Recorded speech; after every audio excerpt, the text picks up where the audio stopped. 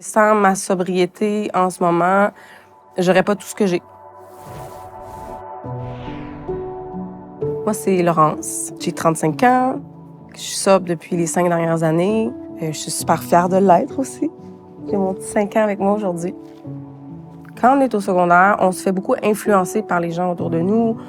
On veut être cool, on veut essayer plein de choses. Puis je devais avoir peut-être 13, 14 ans. On allait boire dans les parcs, on se rendait malade. Là, après ça, t'as ton premier blackout. C'est comme ça que ça commence. Là, tu penses que c'est pas grave, c'est tout le monde fait la même chose, fait que ça arrive. On se retrouve dans des situations pas possibles aussi. J'ai commencé jeune à me mettre en danger. Ouais. J'étais jamais capable d'arrêter. Fallait que ça commence de bonne heure, puis fallait que ça finisse tard, puis fallait que ce soit moi qui soit la light of the party. Moi, j'étais ce qu'on pouvait appeler une alcoolique fonctionnelle. Mais fonctionnelle, entre guillemets, parce qu'au final, ça fonctionnait pas, ma vie.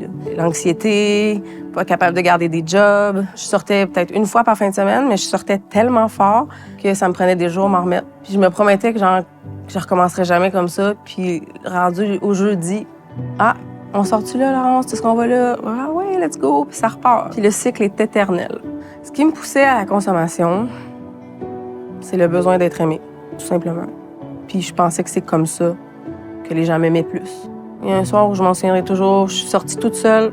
Je me suis dit, ce soir, il n'y a pas de limite, puis il arrivera ce qui arrivera. Puis j'ai fini la nuit, comme d'habitude, toute seule dans mon lit. Puis à ce moment-là, j'ai dû décider, est-ce que je veux vivre ou est-ce que je veux mourir? Puis j'ai pris mon téléphone. J'ai appelé ma mère.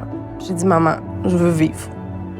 Viens me chercher. Ça a été la dernière fois où j'ai consommé. Puis j'ai contacté quelqu'un que je connaissais déjà, qui était dans le milieu. Je lui ai écrit, je dis qu'est-ce que je pourrais faire? Puis là, elle m'écrit, elle dit, regarde, on va se donner rendez-vous. Viens vendredi à tel endroit, il y a un meeting. C'est un meeting, il y a des jeunes, il y a toutes sortes de gens. Si ça te fait du bien, moi, ça a changé ma vie.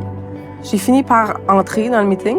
La sensation que j'ai eue quand je me suis levée pour prendre mon jeton du nouveau, puis j'ai eu ce sentiment-là que, enfin, j'étais plus toute seule. Puis ce meeting-là, sincèrement, je pense que ça devait être le plus beau jour de ma vie. Un jour, on m'a invité à un meeting à un endroit qui s'appelle Jean-Lapointe. C'est un moment vraiment fort où j'ai été extrêmement impressionnée, justement, par le pouvoir du nous. Je me souviendrai toujours que quand les nouveaux qui suivent une thérapie à Jean-Lapointe arrivent dans la salle, tout le monde se met à applaudir. C'est tellement fort. J'avais l'impression d'être dans un concert, mais les stars, c'était nous. C'est nous qui, tous ensemble, se supportent puis qui décident de choisir. Un meeting à Jean-Lapointe, c'est impressionnant. Du moment où tu sais que t'es pas seul, déjà là, la première étape est faite. C'est vraiment un problème de société qu'on peut améliorer. Je regarde plus en arrière tant que ça. Je suis vraiment contente du parcours que j'ai fait.